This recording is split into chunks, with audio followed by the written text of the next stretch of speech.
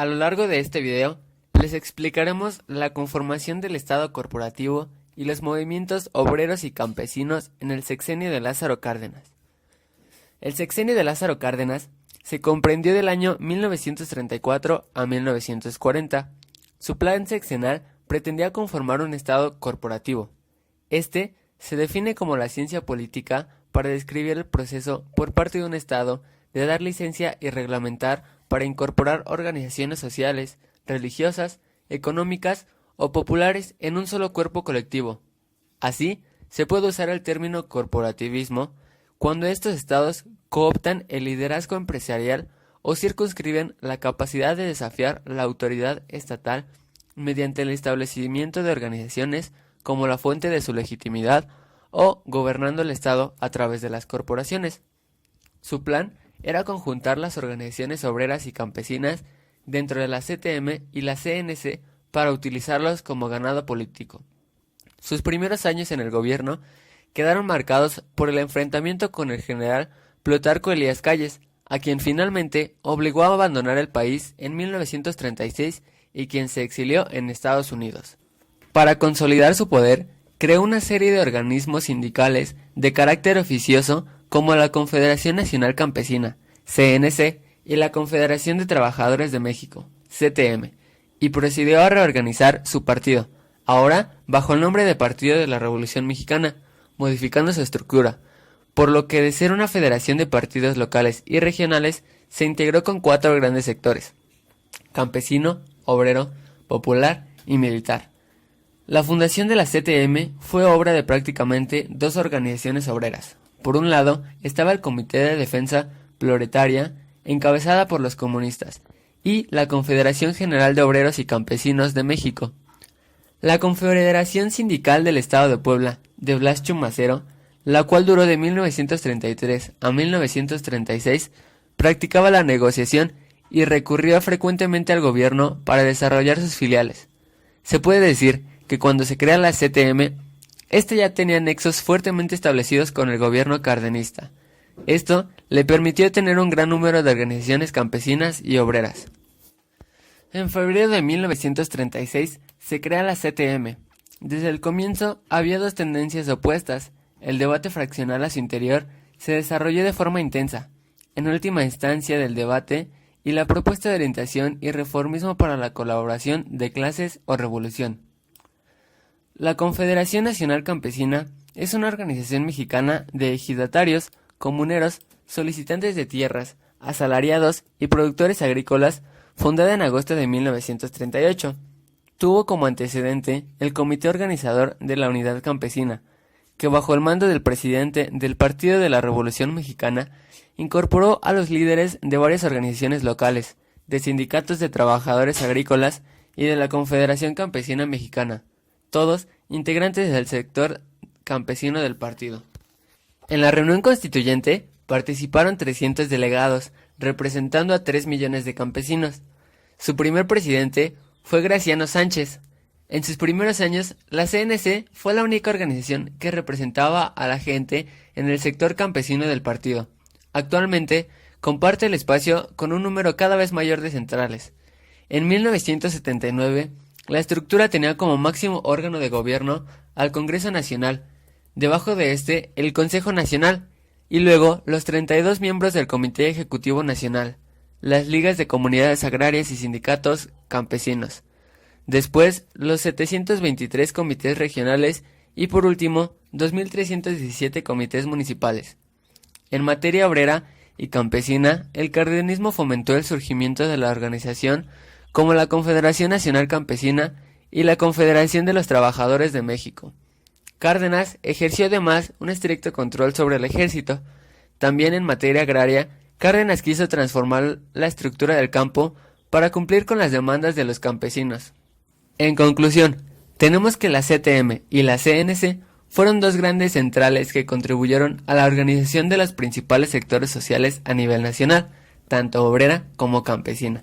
No obstante, también se crearon el Partido Nacional Revolucionario y también se controló al ejército.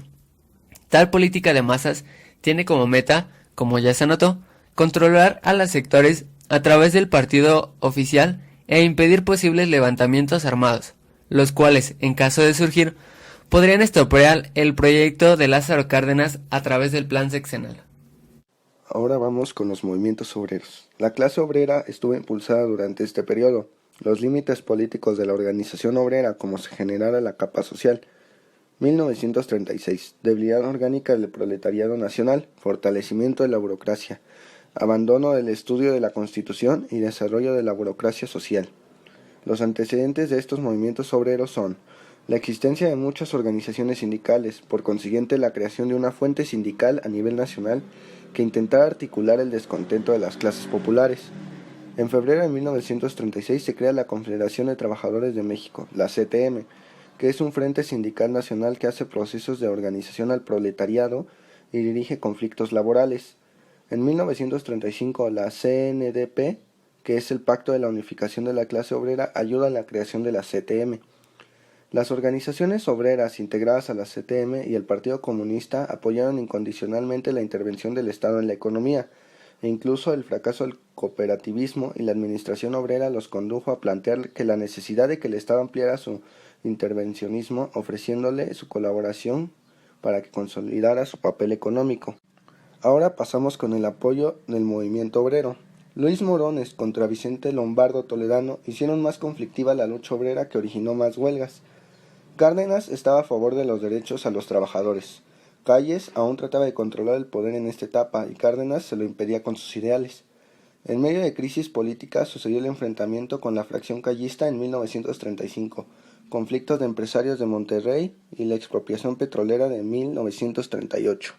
La Confederación General de Obreros y Campesinos de México, la CGOCM, formada en 1933 por varias agrupaciones sindicales, principales agrupaciones que brindó apoyo a los conflictos y demandas reiteradas veces, la GCOCM da paso a la existencia de tres corrientes polarizadas: Lombardo, exanarquistas, y Fernando Amilpa y Fidel Velázquez.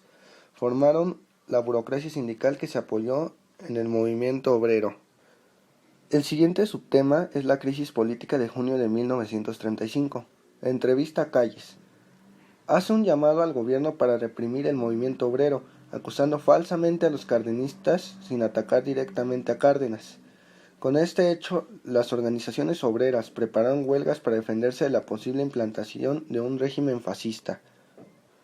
Pasamos a los conflictos en Monterrey en febrero de 1936. Enfrentamiento obrero-patronas, el cual Cárdenas aprovechó para demostrar a los empresarios la necesidad de ajustarse a su nueva política.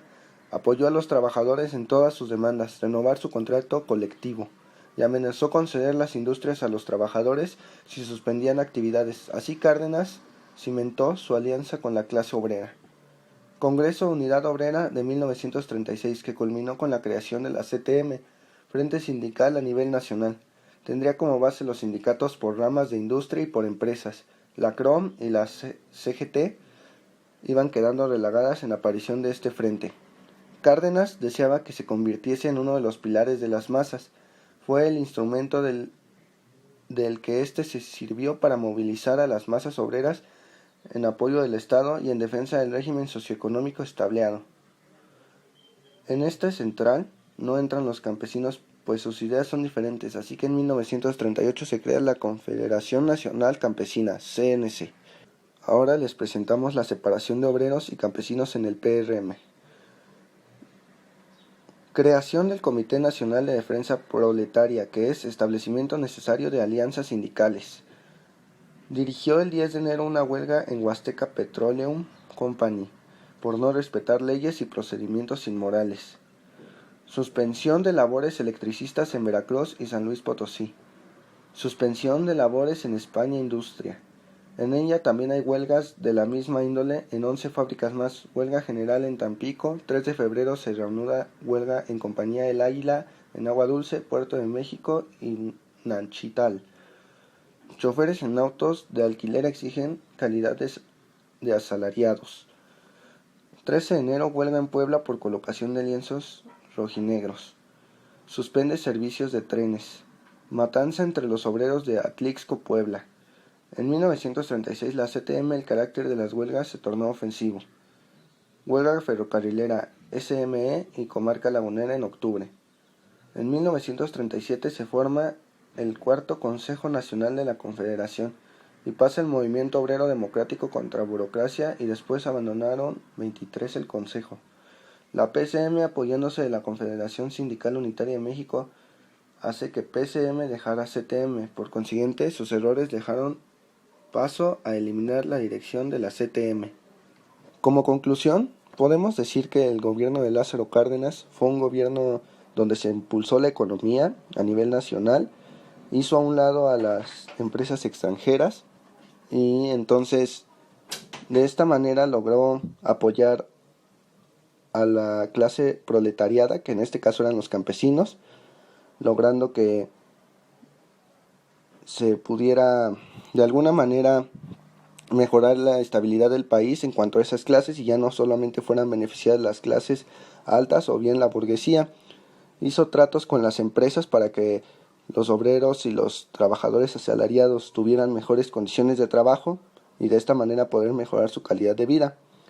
Aunque en su gobierno se realizaron muchísimas cosas buenas, recordemos que este fue elegido o propuesto por Calles, y Plutarco Elías Calles tuvo que entrar en contra de él, ya que Lázaro Cárdenas no respetó lo que Plutarco Elías Calles le decía. Lázaro Cárdenas tenía su plan sexenal, y como recordamos, él fue el primer presidente en poner los 6 años, pero él tenía su plan sexenal. Él lo cumplió y además de cumplirlo empezó a hacer más obras buenas, lo que a Plutarco Elías Calles le molestó.